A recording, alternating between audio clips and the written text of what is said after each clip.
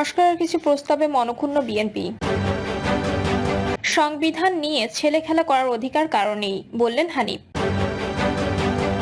আওয়ামী লীগ এখন মরা লাশ, বললেন ভিপি নূর।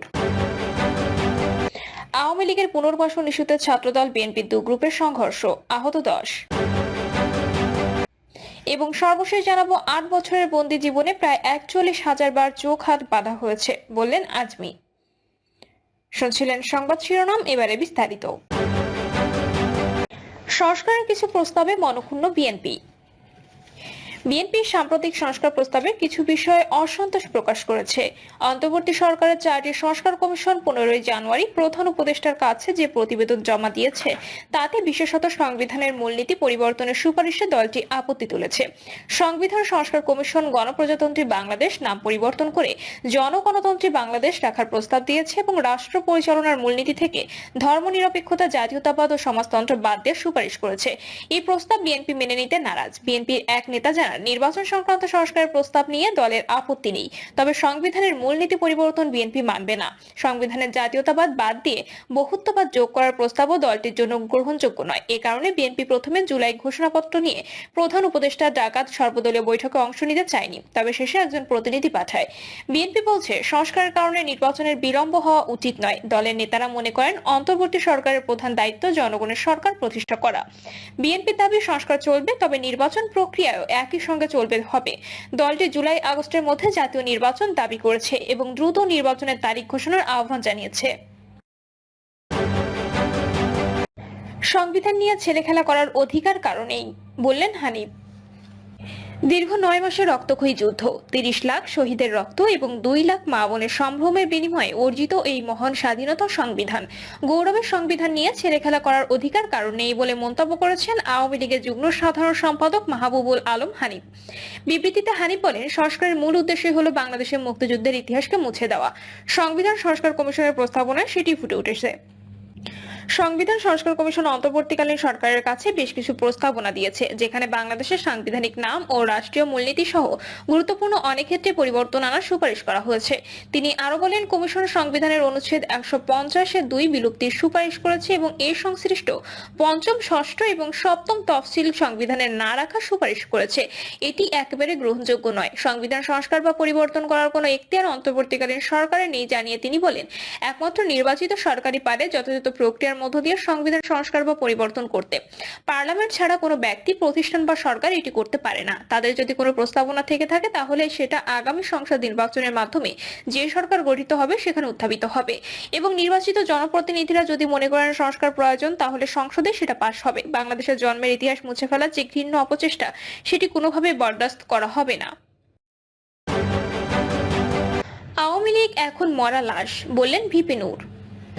গণ অধিকার পরিষদের সভাপতি ও ডাকসুর সাবেক ভিপি নুরুল হক নূর বলেছেন, আওয়ামী লীগ এখন মরা লাশ। এই লাশ নিয়ে টানাটানি করে সান্ত্বনা ছাড়া আর কিছুই নেই।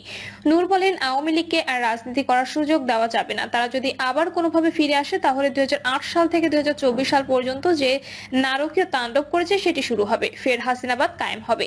তিনি বলেন, হাসিনা সরকার পতনের পর যে খেলা শুরু হয়েছে সেটা বন্ধ করুন, অন্যথায় আপনাদের জন্য সেটা শুভ হবে না। সরকারকে অনুরোধ জানাবো, সীমান্তবর্তী মানুষকে সামরিক ট্রেনিং দিয়ে প্রয়োজনে বিজিবির সঙ্গে তারাও কাজ করবে, তবুও ভারতীয় আধিপত্যের বিরুদ্ধে ব্যবস্থা নিতে হবে।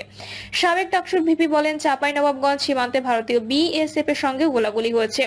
আমাদের বিভিন্ন সীমান্তে তারা কাঁটাতারের বেড়া দেওয়ার অপচেষ্টা করেছে। আমাদের কিছু ভূমি দখলের পায়তারা করতে তারা শেখ হাসিনা সরকার অনেক ক্ষেত্রে তাদের সুযোগ করে দিয়েছে। আওয়ামী লীগের পুনর্বাসন ইস্যুতে ছাত্রদল বিএনপি দু গ্রুপের সংঘর্ষ, আহত 10।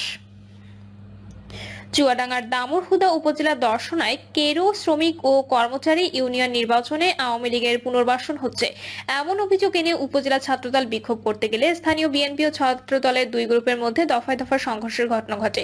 এতে উপজেলা বিএনপি ও ছাত্রদলের 10 নেতাকর্মী মারাত্মকভাবে আহত হয়েছে। স্থানীয়রা জানায়, শুক্রবার রাতে 7:30টার দিকে দর্শনা কেরু শ্রমিক ও কর্মচারী ইউনিয়ন নির্বাচনে আওয়ামী লীগের পুনর্বাসনের প্রতিবাদে দর্শনা পৌর ছাত্রদলের আহ্বায়ক আরাফাত রহমান ও দর্শনা কলের ছাত্রদলের সদস্য সচিব পলাশ আহমেদ থানা ছাত্রদলের নেতাদের নিয়ে মোটরসাইকেল শোডাউন দেন এবং কেরু কোম্পানিতে যান। অপরদিকে থেকে সাধারণ সম্পাদক প্রার্থী হাফিজুর রহমানের সমর্থকরা মোটরসাইকেল শোডাউন বের করেন। এ সময় উভয়ের মধ্যে কথা কাটাকাটি ও ধাক্কাধাক্কির ঘটনা ঘটে। এ সময় দর্শনা পৌর বিএনপি সমন্বয়ক হাবিবুর রহমান বুলেট ও সমন্বয়ক নাহারুল ইসলাম মাস্টারের নেতাকর্মীরা পৌঁছলে দুই পক্ষের মধ্যে সংঘর্ষের ঘটনা ঘটে। শুরু হয় ধাওয়া, পাল্টা ধাওয়া ও হামলা। সংঘর্ষের সময় আশপাশের বেশ কিছু দোকান, বাড়িঘর ও সাংস্কৃতিক সংগঠনের কার্যালয় ভাঙচুর করা হয়। শহরের মহাসড়কে দেশীয় অস্ত্র নিয়ে মোটরসাইকেল শোডাউনে আতঙ্কিত হয়ে পড়েন সাধারণ মানুষ। পরে খবর পেয়ে পরিস্থিতি নিয়ন্ত্রণে আনতে সেনাবাহিনী ও পুলিশ সদস্যরা ঘটনাস্থলে পৌঁছায়। ধীরে ধীরে পরিস্থিতি স্বাভাবিক হয়। সংঘর্ষ সম্পর্কে দর্শনা পৌর ছাত্র দলের আহ্বায়ক আরাফাত রহমান বলেন, কেরুর রাজনীতি ঘিরে কিছু সুবিধাবাদী বিএনপি ছাত্র ছায়ায় দর্শনের প্রকাশ্যে আওয়ামী লীগ ও ছাত্রলীগের রাজনীতি শুরু হয়েছে। এর প্রতিবাদে আমরা শান্তিপূর্ণভাবে বিক্ষোভ করেছিলাম। আমাদের নেতারা এভাবে আমাদের উপর হামলা ও বাড়িঘর ভাঙচুর, লুটপাটের ঘটনার সঙ্গে জড়িত হবে, এটা আমরা কখনো চাই না। দর্শনা পৌর বিএনপির সমন্বয়ক হাবিবুর রহমান বুলেট বলেন, রাত 8টার দিকে রেলবাজার শাহরিয়া মুক্ত মঞ্চের সামনে যখন দুপক্ষের ভিতর তর্ক বিতর্ক চলছিল, খবর পেয়ে আমি ঘটনাস্থলে গিয়ে সবাইকে শান্ত করার চেষ্টা করি। এক পর্যায়ে আমি অসুস্থ হয়ে পড়ি। দর্শনা পৌর বিএনপি নিজেদের মধ্যে কোনো মারামারির ঘটনা প্রত্যাশা করি না।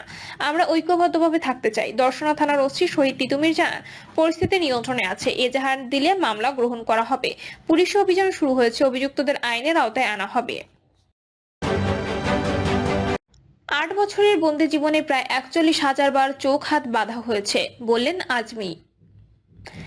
বাংলাদেশ সেনাবাহিনীর সাবেক ব্রিগেডিয়ার জেনারেল আব্দুল্লাহিল আমান আজমি জানিয়েছেন, তাকে টয়লেটে নিতেও জমটুপি পরানো হতো, বাঁধা হতো চোখ হাত। দীর্ঘ 8 বছর 2,908 দিনে মোট প্রায় 41,000 বার তার চোখ হাত বাঁধা হয়েছে। বিনা অপরাধে দীর্ঘ 8 বছর আয়নাঘরে গুম ছিলেন আব্দুল্লাহিল আমান আজমি।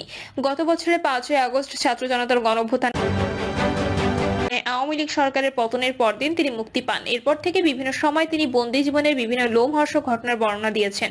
ফেসবুক পোস্টে আজমি বলেন, বন্দি জীবনে আমাকে যে সেলে রাখা হয়েছিল সেখান থেকে টয়লেটের দূরত্ব ছিল আনুমানিক 45 থেকে 50 কদম দূরে। টয়লেটে যেতে হলে হাতে হাত কড়া পরিয়ে মোটা কালো কাপড় দিয়ে চোখ বেঁধে মাথার উপর থেকে ঘাড় পর্যন্ত জমটুপির মতো কালো মুখোশ পরিয়ে নিয়ে যাওয়া আশা করত। পরে অবশ্য আমার অব্যাহত অভিযোগের চাপে মুখোশ পরানো বন্ধ করেছিল। তিনি আরো বলেন, আমি হিসাব করে দেখেছি 2,908 দিনে মোট প্রায় 41,000 বার আমার চোখ হাত বাঁধা হয়েছে। পৃথিবীর ইতিহাসে বোধহয় এই রেকর্ড আর নেই। ওই পোস্টে তিনি কুরআনের একটি আয়াতের উদ্ধৃতি দিয়ে আরো লেখেন, কত নির্মম হতে পারে জালেমরা। মহান আল্লাহ বলেছেন, আমি জুলুম হারাম করেছি। আখিরাতে এই জালেমদের কি পরিণতি হবে বলে মনে করেন? প্রসঙ্গত 2016 সালে গুমের শিকার হন বাংলাদেশ জামায়াত ইসলামের সাবেক আমির অধ্যাপক গোলাম আজমের সন্তান আব্দুল্লাহিল আমান আজমি। দীর্ঘ 8 বছর পর গত 6 আগস্ট রাতে তিনি আয়নাঘর থেকে মুক্তি পান। প্রিয় দর্শক, এই ছিল এখনকার সর্বশেষ সংবাদ। আপডেট সব সংবাদ পেতে চ্যানেলটি সাবস্ক্রাইব করে বেল আইকনটি ক্লিক করে রাখুন।